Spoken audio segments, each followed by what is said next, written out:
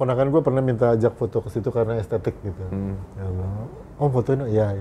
Gue bilang, lu tahu nggak di tengah itu ada kuburan gitu? Nggak jadi.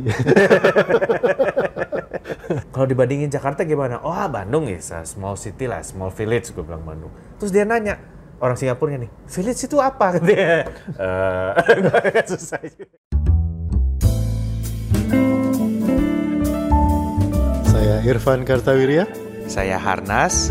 Dan ini adalah Random Jumat.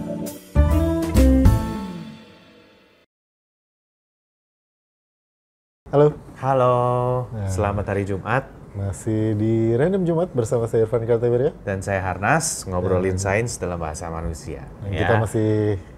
Kita masih di perpus. Ya, di perpustakaan. Ya. Ini dari minggu kemarin kita di sini bukan karena kita sangat literate ya, tapi karena kita kekunci.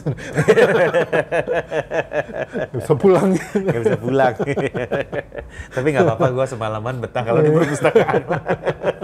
Bersama buku aku bebas. Bersama buku aku bebas.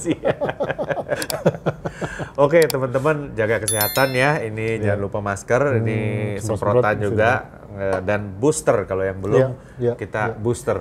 Lagi banyak lagi nih yang menyediakan fasilitas booster. Ya, jadi silakan dimanfaatkan ya. Itu. Oke, random Jumat nih Van. Besok Sabtu, lusa Minggu kita mau istirahat. Sebelumnya kita ngobrol random dulu. Iya. Kita pakai ini aja ya, random generator. Kita pencet dulu. Ya, temanya adalah. Temanya adalah ini teman-teman. Village alias desa atau kampung atau desa gitu ya. Village. Gue tinggal di desa. Nah, iya. Gue baru mau bilang Harnas ini adalah seorang RT di sebuah desa. Iya. Cluster village gitu. Karena klasternya harus belakangnya ada village-nya gitu. Maksudnya bukan di belakang klaster, nama klasternya apa village gitu. Nah, jadi Harnas adalah gitu. Harnas adalah ketua RT di sebuah desa. Di sebuah desa. Iya betul ya. Jadi kalau nanti kalau Harnas pulang ke Bandung itu ponakannya Harnas bilang kemarin paman datang, pamanku dari desa. Dari desa. Dari desa. Tapi gue pernah ya Van di Singapura Van. Mau terbang gitu ya. Tapi ini udah lama banget sih.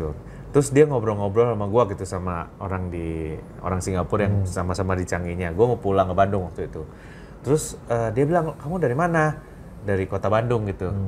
Kalau dibandingin Jakarta gimana? Oh Bandung ya, small city lah, small village. Gue bilang Bandung. Terus dia nanya, orang Singapurnya nih, village itu apa? Katanya. Susah juga ya. Ada loh orang yang nggak punya village itu ada kan. Jadi seumur hidup, karena kalau di Singapura kan semuanya cuma kota aja katanya. Apa ya? Ya lu naik mobil nanti hutan-hutan keluar lagi itu namanya village, itu namanya kampung gitu ya. Di Singapura nggak ada tuh. Dalam hati gue bilang, duh kasihan juga itu orang. Iya, kita nggak ngeh ya kalau di mereka ada kampung ya, tapi di kota. Kayak kampung glam gitu ya. Tapi kampung apa gitu. Cuma kalau menurut lu ya Van, kalau lu mendengar kata desa atau kampung, apa yang daerah mana yang lu kepikir? Gue masih punya kampung, jadi gue begitu kalau ngomongin desa gitu kampung, gue masih ada tempat yang itu yang jadi referensi desa gue, itu kampung gue di Garut. Which is kampung apa? Kampung Lebak Gede. Nah, itu kira-kira bagaimana kesananya caranya? Kesananya cukup mudah karena dari kota Garut tuh menuju ke arah Kamojang. Lalu di salah satu titik di jalan itu, karena lu cuma bisa satu jalan dari kota Garut ke Kamojang tuh pasti lewat situ gitu. Di salah satu titik tuh ada belokan, lu belok nyampe. Tidak sesusah itu gitu. Jadi kalau dulu kan kalau dari Bandung tantangannya adalah melewati Nagrek, tapi Nagrek kan udah nggak masalah sekarang.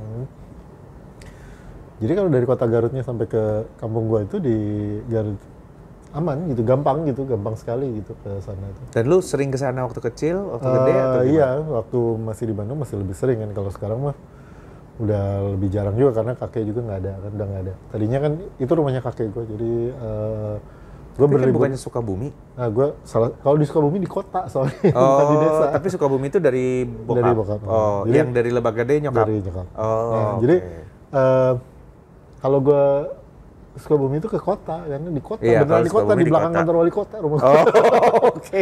Jadi sekota apa lu? Di belakang rumah wali, di belakang kantor wali kota itu. Yang dulu rumah lu cerita gua. piara anjing di situ Iya, apa di Lebak situ. Gede? Di Dua-duanya. kota itu. Oh, dua-duanya. Piara Oh. anjing gitu, dengan tujuan yang berbeda.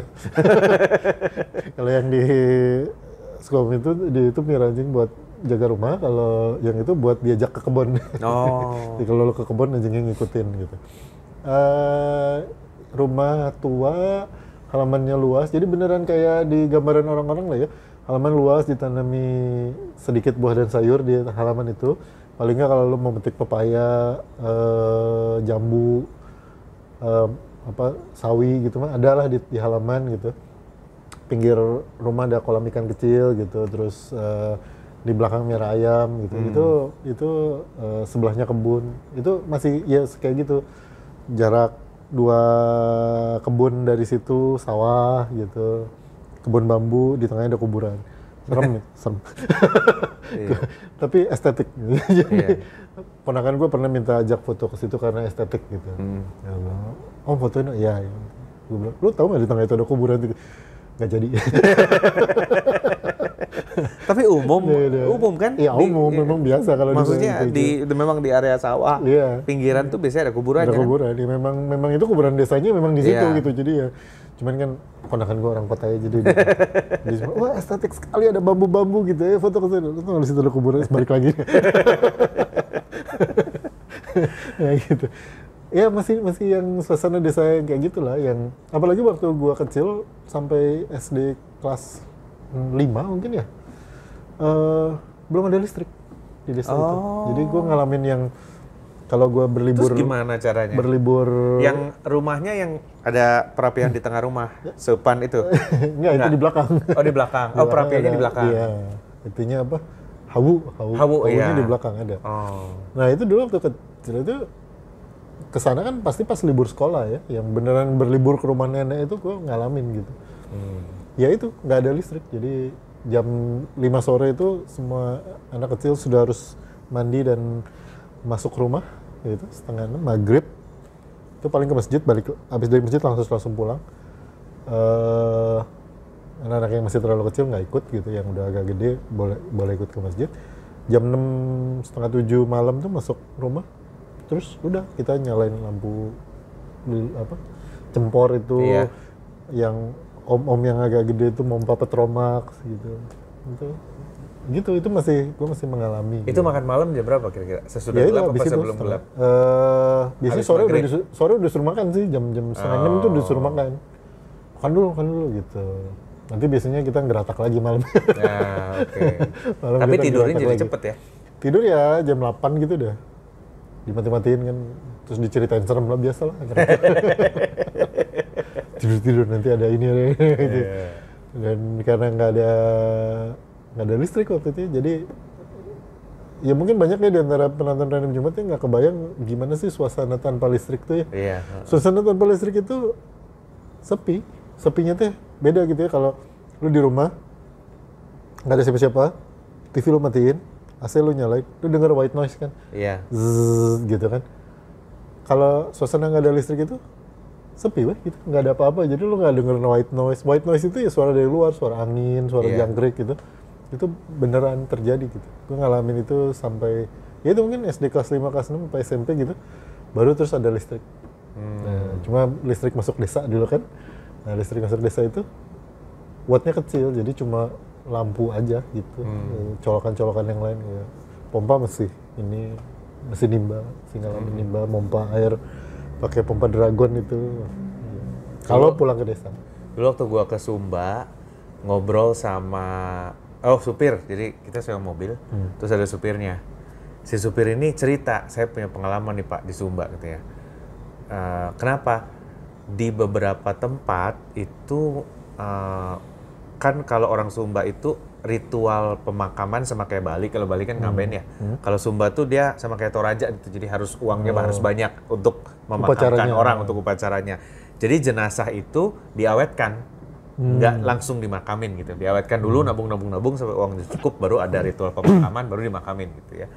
Ya ini kan dulu dia ikut program listrik masuk desa Pak gitu. Gue jadi inget cerita dia nih. Terus jadi saya lagi pasang listrik Pak, kan gelap kan. Nah di Sumba itu rumahnya tengahnya perapian gitu. Tapi kalau di Sumba bunder ya kan. Terus tengahnya perapian gitu.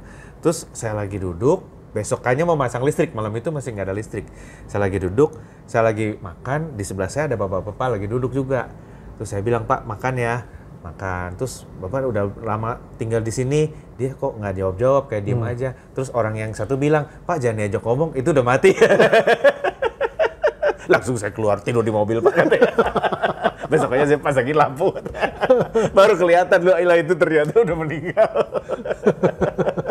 Jadi kan posisinya duduk gitu loh. Jadi gitu di Sumba itu jenazahnya memang posisinya duduk begitu, dimasukin ke dalam sarkofagus batu gitu, kayak bak dari batu, terus tutup atasnya gitu. Masih megalitik banget lah tradisinya. Jadi dia bilang, malam itu saya tidur di mobil banget. Berarti kalau gua sih ya sebenarnya di kota juga sih, tapi Pekalongan Pak. Karena ya kalau di Bandung kan rumah gua ya di kota. Tapi waktu kecil nenek gua dari nyokap itu kan memang udah nggak ada. Nyokap tuh yatim piatu sejak kecil. Kalau bokap gua keluarganya di Pekalongan. Jadi kalau liburan kita selalu pulang ke Pekalongan. Dan itu dulu lumayan perjalanannya 9 jam 8-9 jam dari Bandung ya. Dari Bandung tuh 6 sampai 8 jam lah dari Bandung. Belum ada tol kan gitu. Dan ya kotanya kota kecil ya. Nah yang gua inget itu kalau buat gua kampung itu identiknya sama makanan ya. Makanannya beda gitu. Daripada di kota gitu ya. Jadi nenek gua punya adik ya. Adiknya ini dia organizer gitu loh. Ya, jadi setiap kali ada kita datang dari Bandung semobil gitu kan. Sama adik-adik gua sama bokap nyokap gua datang di Bandung, nginep di mana? Di situ. Oke. Bokap gua kan laporan udah nyampe. Pagi-pagi dia akan booking satu tempong sepeda yang bawa tempong, yang isinya semuanya jajan pasar khas Pekalongan gitu. Terus dia datang buka ya di depan rumah, dia akan ketok-ketok, ini tempongnya nih dibuka, terus gue boleh pilih. Jadi dia pokoknya saudara yang datang si sepeda ini kan keliling-keliling, nanti dia balik, nanti yang bayar adiknya nenek gue gitu. Ya. Itu cara bikang ya. Kemarin ada temen di Jalan Sutra, Siana, halo Siana, dia ngeposting foto. Karena dia lagi di Pekalongan, dia ngeposting foto tempong gitu. Gue jadi inget, iya jadi pagi-pagi tuh sarapannya tempongnya datang depan rumah ya.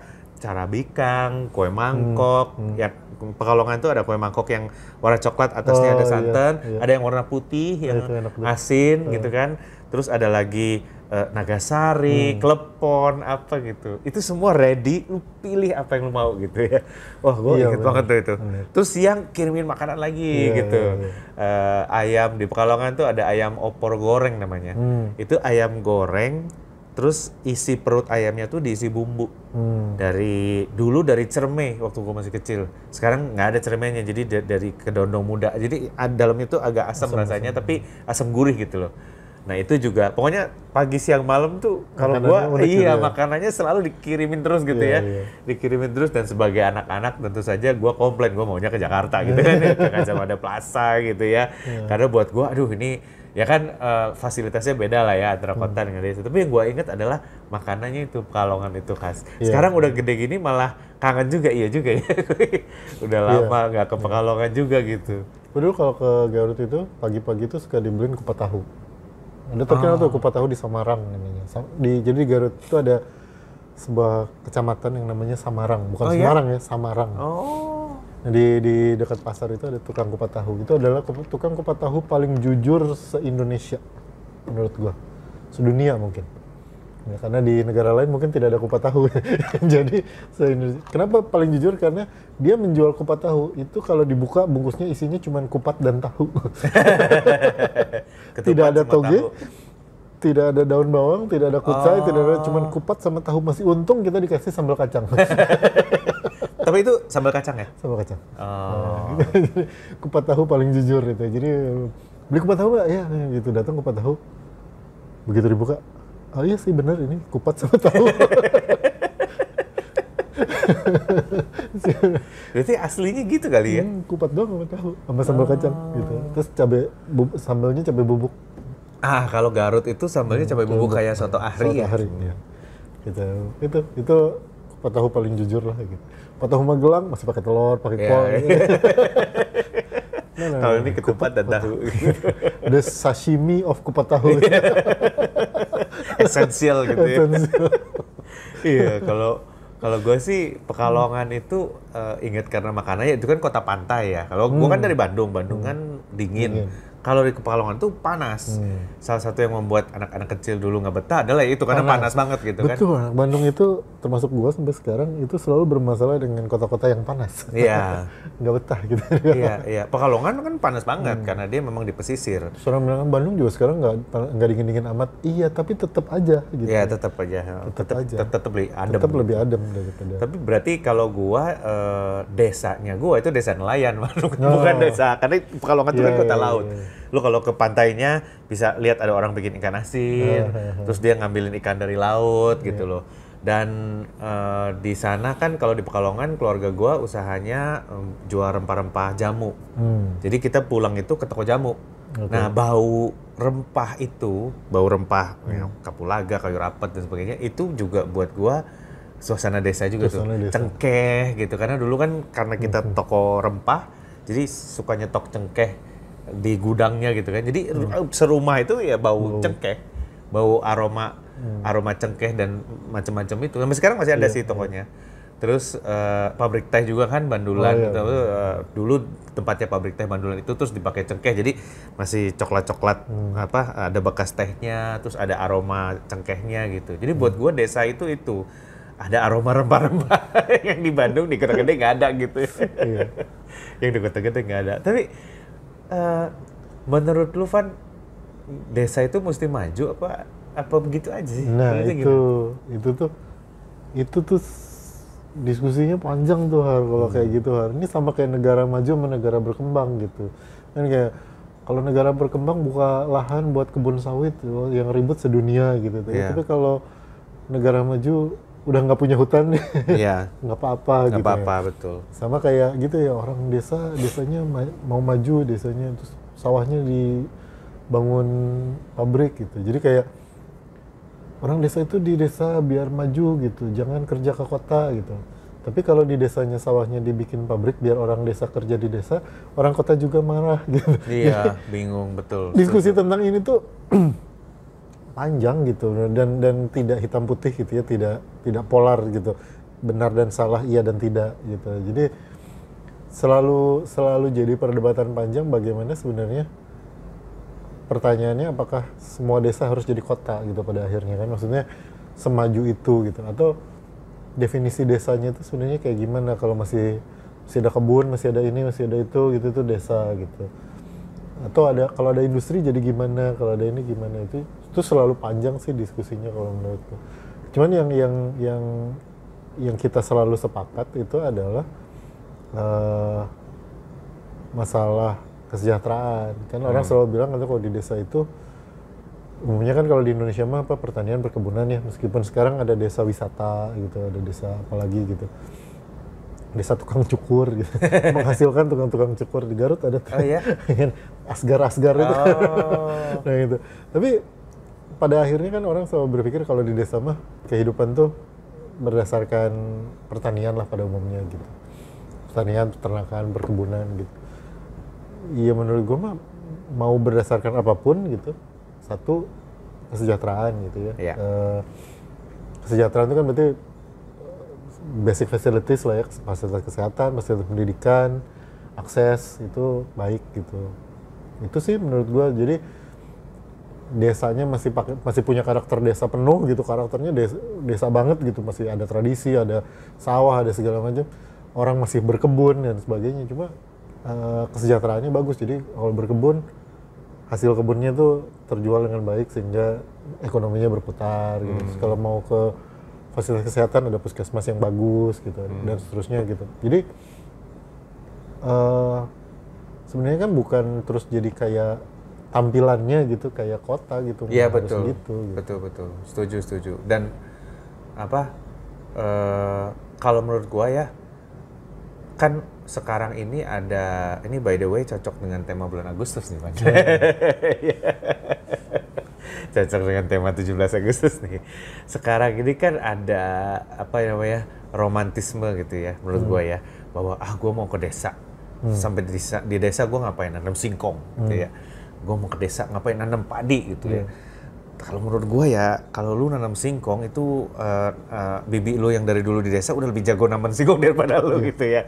You don't have to balik lagi ke desa terus nanam singkong, mengerjakan apa yang sama seperti dilakukan oleh orang di desa gitu. Tapi gue ngelihat pengolahannya yang kurang, Van, di desa itu. Karena semua itu diolah di kota gitu. Gue terkesan dengan satu desa, bisa disebut desa lah ya, itu namanya Parakan ya.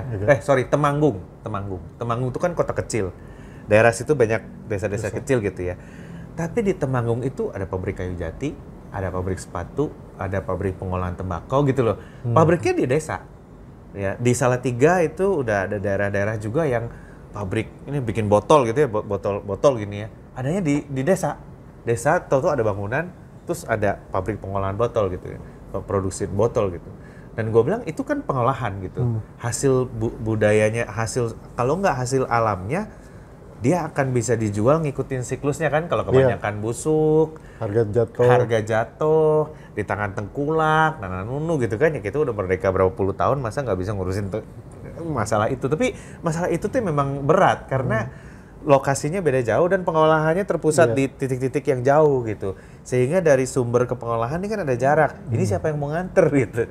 Nah itu kalau pengolahannya itu bisa disebar kecil-kecil, maka kemakmuran di desa jadi meningkat. Dan menurut gue orang kota ini harus mikir kalau kita ke desa, kita mikir itu ikan asin Pekalongan gimana caranya dikalengin. Jangan dijemur aja di pinggir pantai terus lu dijual plastik-plastikin gitu kan. Gitu. Kalau menurut gue ada romantisme itu sih. Ada romantisme itu. Seolah-olah kayak gue udah capek kerja di kota, gue mau pulang, gue mau beli tanah di desa, terus gue mau bercocok tanam gitu.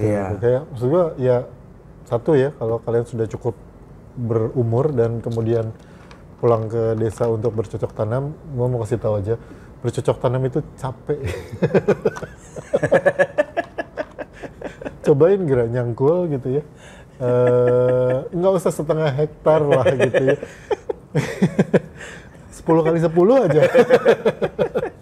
Capek. Gitu. Lu nyabutin rumput gitu. Di area 10 kali 10, 100 meter persegi gitu. Nyabutin rumput aja. Capek gitu. Ya, betul. Jadi jangan mengira, romantisme nih gue ke desa bercocok tanam gitu. Capek. Dan kalau gitu gue memiara lele aja gitu. Gue bikin kolam di desa terus gue miara lele.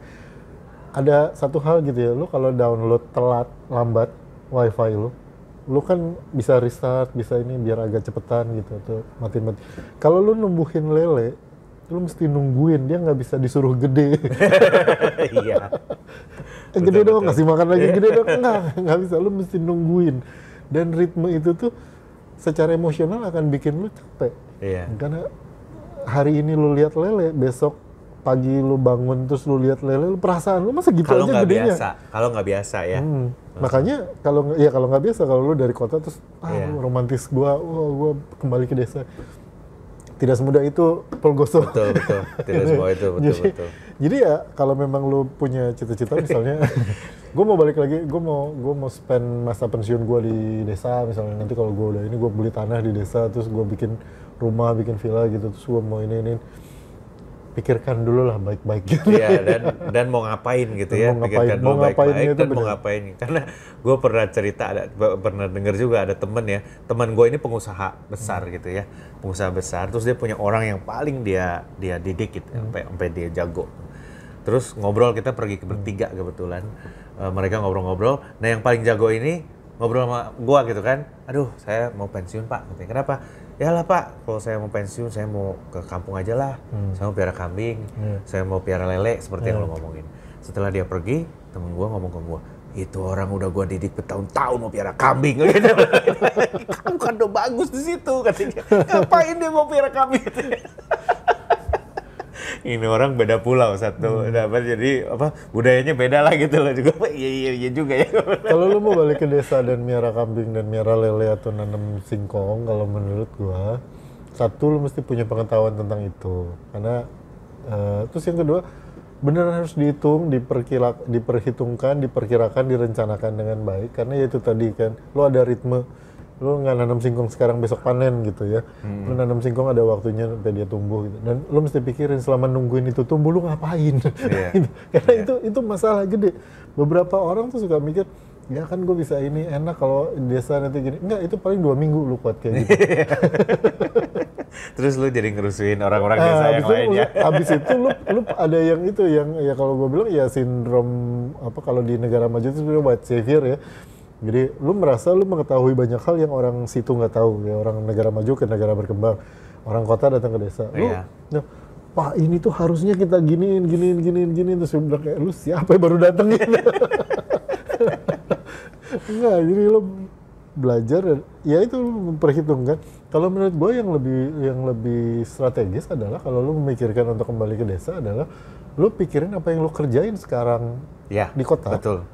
Lu bawa keahlian lo itu ke desa. Betul.